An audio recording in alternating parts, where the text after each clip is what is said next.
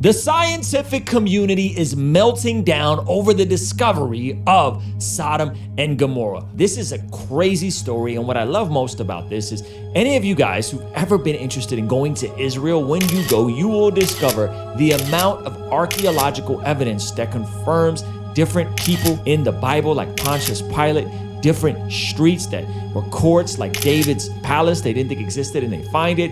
It is beyond fascinating, all of the amazing archaeological discoveries that just happened within the last 20 years, okay? And so this story is much like that because it perplexes the scientific community. Be like, oh, there's no way that could have happened. That doesn't make any sense. How could that biblical story be true? That's just a fantasy. And sure enough, there is now archaeological evidence that Sodom, from the Bible story, existed. Okay, scientific community meltdown over a controversial discovery of biblical Sodom. The city remains in a fury near the Dead Sea. Have archaeologists at odds. Okay, so it's very interesting. So I wanted to show you guys this clip from one of my favorite Catholic creators, believe it or not, and he interviews John Bergsma on this topic. This is Pints with Aquinas. Sodom and Gomorrah. Sodom and Gomorrah. That is one of the most sensational stories. Sum it up for those who not as aware as they should be. Yes. Okay. I mean, so Sodom and Gomorrah, it looks like one of those mythological stories out of the Bible, right? Oh yeah, sure. You know, fire comes from heaven. Yeah, tell me another one. And I'll be honest with you, Matt. When I was growing up and reading Genesis 19 and stuff like that, it was a challenge to my faith. I'm like, okay, come on, really? Does this really happen? Or are we supposed to understand this? Several years ago now, maybe like 15 years ago, I was at the Society of Biblical Literature, which was being held in that year in San Francisco. I just wandered into this session because it had an intriguing title, something about archaeological discoveries at Tel El Hammam in Jordan. I thought, well, I'll walk into this, I start listening, and as I'm listening to this presentation for about 45 minutes, near the end of it, I began to realize, oh my gosh, these people presenting think that they have found the biblical cities of Sodom and Gomorrah.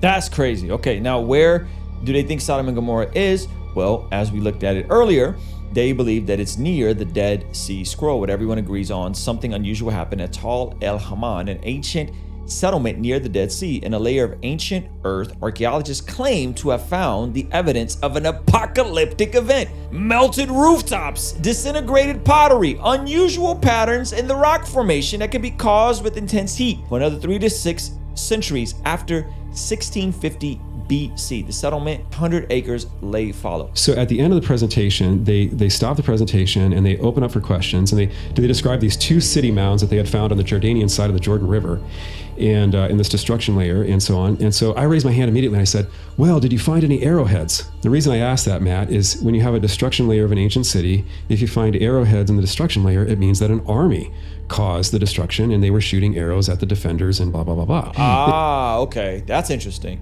If you find a destruction layer and there aren't arrowheads, that means an army did not destroy the city, and then probably it was some kind of natural event. Whoops. Can you guys all see where this is going? Right? So I'm curious, what destroyed these 2 cities that you guys think are Sodom and Gomorrah? And so the researcher starts to get very bashful when I ask this question. He says, well, I didn't really want to go there, but all I want to say while we're recording this session is that it was a heat event. Okay, why this is so fascinating is because people repeatedly attempting to disprove parts of the Bible repeatedly get egg on their face because there are more and more of these stories that are confirmed by archaeology and then also confirmed in other non-biblical accounts and other oral traditions. Now we have Sodom and Gomorrah, and obviously the flood is another one of those, right? So it's very fascinating that this sort of stuff continues to get confirmed. And there's 20 other people in the room, and we're looking at each other like, a heat event? Is that like a wardrobe malfunction? What is global warming, ladies and gentlemen? It was global warming. A heat event. Okay, and then he stopped the recording, the official session was over, and so it was off camera at this point. So all of us in the room mobbed the guy at the front, okay, tell us what's going on. And so this researcher, Stephen Collins he's from a Southwestern university in the U.S. here, he says, okay, so we get down to this destruction layer of this city that we're beginning to think is Sodom, and we pulled up a piece of pottery. And when I looked on one side of it, I thought, oh no, our research is ruined, because I saw that it was glazed. And glazing wasn't invented until the Ottoman period, or at least the kind of glazing that he thought he saw. And the Ottoman period is 1000 AD. Right. And if you're pulling that up, that means you've got contamination in your archaeological dig. You got later artifacts down there. But then he turned the pottery over, and on the back of it, it was typical Bronze Age pottery, but it was glazed on one side and not on the other. Like, what on earth is going on? So make a long story short, he sends this away to a lab in the US and for testing, and they come back and say, well, that glazing is trinitite. Okay, great. What's trinitite? Well, trinitite is that glass layer that you get when you basically set off an atomic bomb in the desert, and it melts the glass, and you get a kind of crystalline formation that's called trinitite. So, wow. Okay, learn about new elements here. Feel smarter by the moment. This pottery was raised to over 4,000 degrees Fahrenheit for a brief moment of time. Oh my gosh, wow. This is what's going on. 4,000 degrees. They continue to bring up this glazed pottery, and eventually what they discover is, among other things, they also begin to find human remains. They find human skeletons that are complete up until about halfway up the backbone, and then there's just a scorch mark, and there's nothing on the top of the body.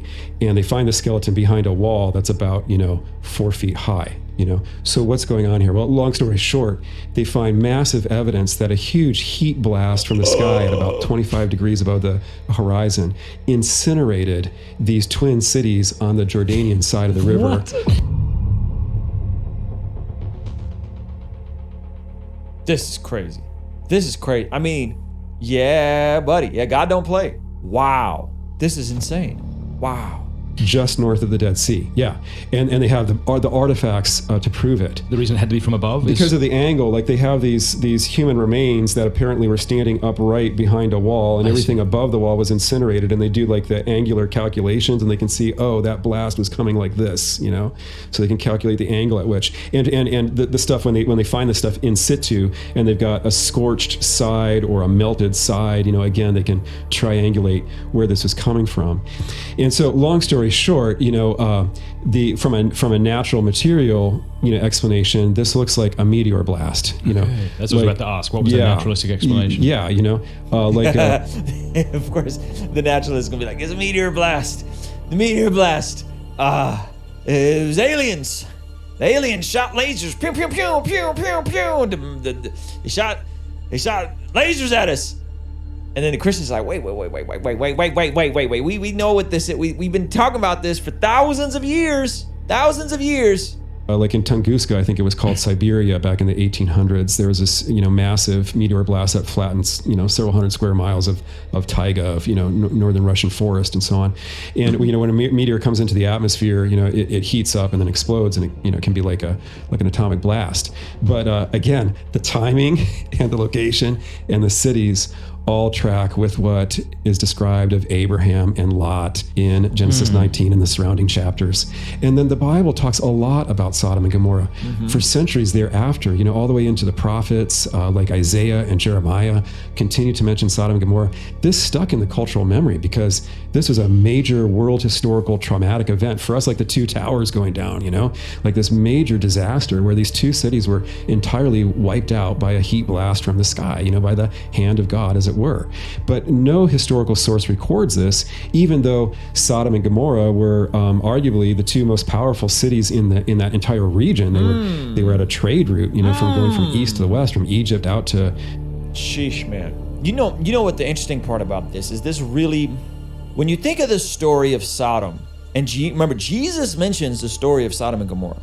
Okay, so whatever is confirmed by Jesus, it should be taken literally, meaning Jesus confirms Sodom and Gomorrah, Jesus confirms Adam and Eve were literal people. It's not symbolic, it's not a literary device, it's a literal thing that happened. So what reminds me of this is Jesus, who died for our sins, rose on a third day, created a pathway for us to be in right standing with God. It just reminds me that the story of Sodom and Gomorrah reminds us that the justice of God and the wrath of God and the need to deal with humanity's deplorable, wicked behavior is just as alive in the Old Testament and in the New Testament, right? Like in the New Testament, Jesus deals with it, but he doesn't downplay it. It's not like, oh, well, God was wrong or God was a bad guy in the Old Testament. Some of us approach the Bible like that, as if like, oh, God was kind of mean in the Old Testament, but in the New Testament, Jesus kind of, he softened the blow. No. Like, God is going to be full of grace and truth. There's going to be a grace and a mercy to him, as there was in the story of Sodom, right? But there's also going to be a vengeance and a wrath and a truth that is going to happen, and justice, right?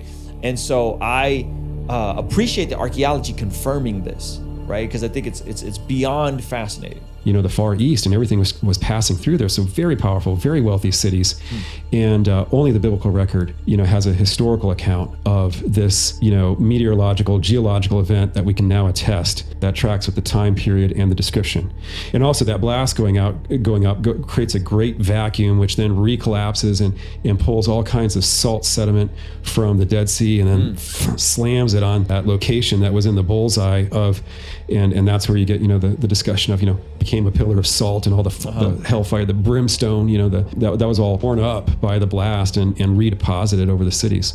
So it's absolutely fascinating. And folks can look this up. I'm not making this up. Steve Collins, a very reputable archaeologist from something like Southwestern Methodist University or something like this.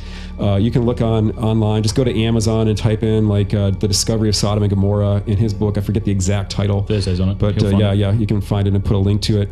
Wow. And so yeah, that really changed my perspective on the Old Testament, Matt, because what it pointed out to me is things that sounded too outlandish to be history, that even I as a believer was attempted to discount, suddenly and sensationally shown to be, you know, actually that's a historical event. Now, do you think it was a meteor?